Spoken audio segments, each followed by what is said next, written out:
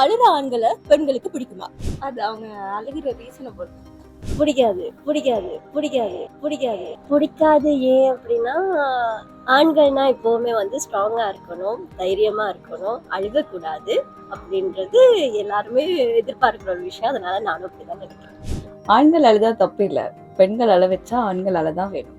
எனக்குன்னு அழுதா, எனக்காக அழுதா பிடிக்கும். என்ன அழ வச்சுட்டு அவர் அழுதா எனக்கு பிடிக்காது. நல்லா கியூட்டா இருக்கு மாணவர்கள் அழுதா.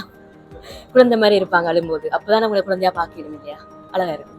ஆக்சுவலா ஆண்கள் அழுகும் போது வெளியில காட்ட மாட்டாங்க. அதனால அவங்க எப்ப அழுகுறாங்கன்றதே தெரியாது. அது தெரியலையே. பிடிக்கும்.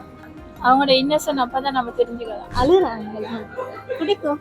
ஏன்னா எல்லாரும் பொதுவாக சொல்லுவாங்க ஆண்கள் வந்து அழுகக்கூடாதுன்னு. ஆனா அவங்களும் மனுஷங்க தானே. அப்ப அவங்களுக்கு எல்லா ஃபீலிங்ஸும் இருக்குதானே. அப்ப அழுகிற ஆண்களை பிடிக்கும். அழுகின்ற ஆண்களை பிடிக்குமா பிடிக்காத என்பதை விட அழுவது ஆண்களின் தன்னம்பிக்கையை குறைத்து மதிப்பிடுவதாகவே எனது கருத்து. அழுகிற ஆண்களை பிடிக்காது. காரணம் என்னன்னு சொன்னா அவங்களோட எப்படி சொல்றதுன்னு தெரியல. எனக்கு பிடிக்காது. பிடிக்கும். இனி அவங்களும் ஃபீலிங்ஸை வெளிக்காட்டணும்ல, ஸோ அதனால பிடிக்கும் எனக்கு. உங்களுக்கு அழுற ஆண்களை பிடிக்குமா? கீழே கமெண்ட் பண்ணுங்க.